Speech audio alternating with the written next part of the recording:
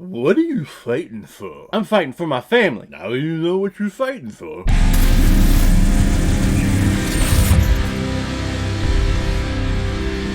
Creed 2, released in 2018 and is directed by Stephen Capel Jr., who is also behind such films like The Land, and the soon-to-be-released next entry in the Transformers franchise, Transformers: Rise of the Beasts. And this film is starring Michael B. Jordan, Sylvester Stallone, Tessa Thompson, Wood Harris, Alicia Rashad, Big Nasty, and Dolph Lundgren. Adonis Creed has recently become the heavyweight boxing champion of the world, and things seem to be going perfectly for him and his trainer Rocky, until one night when Rocky has a visitor in the lobby of his restaurant, an old opponent of his, Ivan Drago. And he claims that his son Victor is here to take the heavyweight championship from his protege, and take it back to Russia where they can re-establish the Drago name. So now Creed has to face the son of the man who killed his father, but learn not to be blinded by rage, or else he will lose everything. And a short little story before I get into the review of this film. The reason why I started this movie review the way I did with that little introduction was because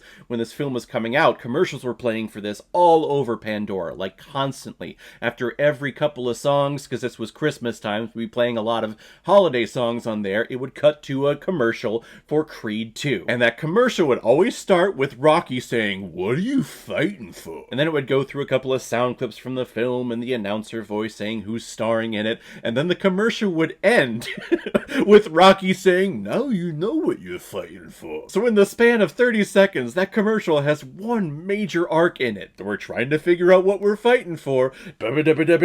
Now we know what we're fighting for. So I feel like I've already seen this movie just from that 30-second commercial that kept playing over and over and over again. It's an inside joke that my wife and I have with each other. Sometimes we'll look at each other and just go, "What are you fighting for?" "Well, now you know what you're fighting for." Oh, it's great. I love it. And this movie actually turned out to be a pretty damn good time. I was a little hesitant at first. The first half of this movie feels very off to me. The movie opens and we're in the middle of a championship match. Adonis Creed is going for the World Heavyweight Championship.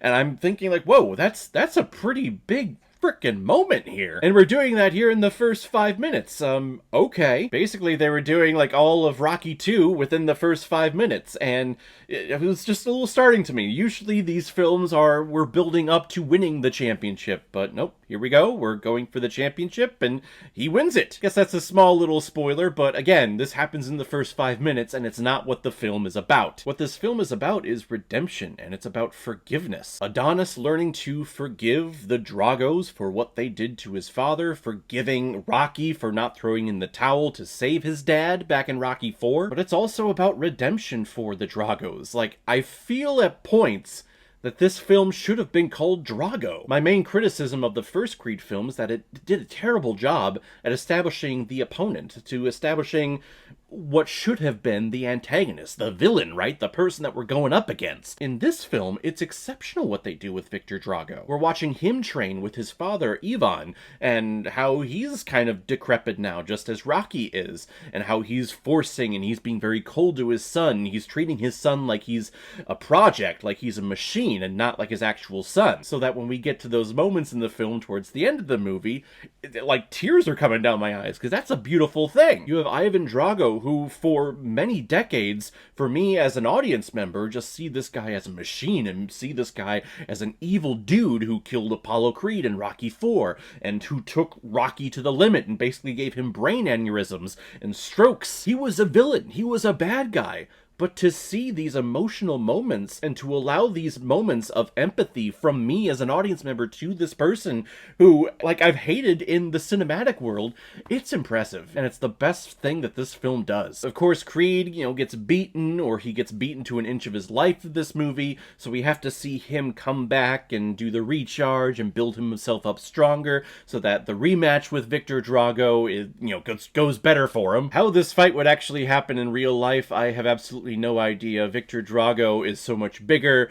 He has to be in a different weight class than Creed. It has to be. And he has such a long reach as opposed to Creed. Like, yeah, of course he's going to win. How could he not? But those fights that they have are exceptional. It's the continuation from the original Creed film. The camera work is in there. It has choreography along with our fighters. The sound effects, the use of sound in here, the ribs cracking, the gloves connecting. It's what makes boxing here in the movies so much more entertaining than actual boxing in real life. However, I do feel that we've seen this story before with the other Rocky films of you suffer a defeat or you get beaten to an inch of your life and then you have to find that eye of the tiger, right? And you have to reestablish yourself and get rid of that fear. So the first half of this movie is nothing special. It's things that I've seen before, and I feel like the pacing of it just slows down a lot after the winning of the World Championship. It's not terrible by any means, but the connection that we had in the first Creed film I don't feel is there,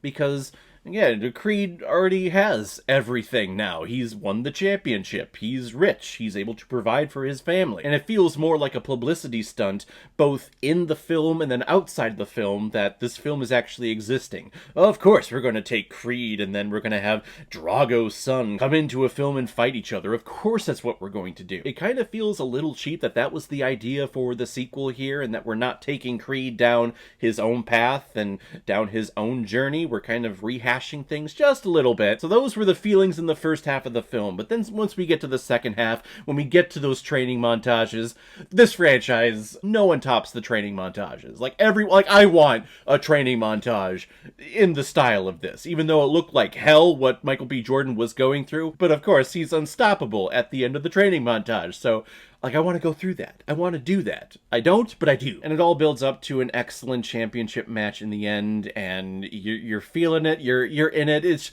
It takes a while to get there. It takes a while to get invested for me. But I think Creed 2 is a worthy sequel to the first Creed film. It definitely doesn't tap into the emotional standpoint that Creed had, but it kind of allows the audience to have some resolution to some unfinished business that we established in Rocky 4, like with that fight with Apollo and Ivan Drago. Apollo died, and we never got a resolution to that. I mean, Rocky fought him, but then, you know, nothing else happened. Here we have closure, and I hope with this matchup and this pairing, like, this is the last time that we're going to be fighting, I guess, sons of opponents from the past. I want Creed to now go into Creed 3 and Creed 4 and Creed 5, or how many they're going to do, and do different opponents and do brand new opponents for Creed, because I think he deserves it, and I think he deserves his own franchise now. And I think that Sylvester Stallone is actually not returning for Creed 3 because I think he didn't like the script or whatever, but I think that's a good thing. I think we're going to be moving in a brand new direction for this character, and I think that's sorely needed. I'm going to give Creed 2 4 out of 5 Blu-rays. I like it a lot.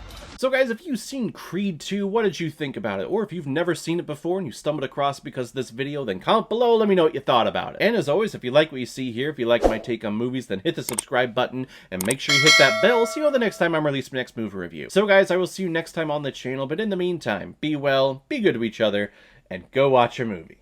Take care, guys.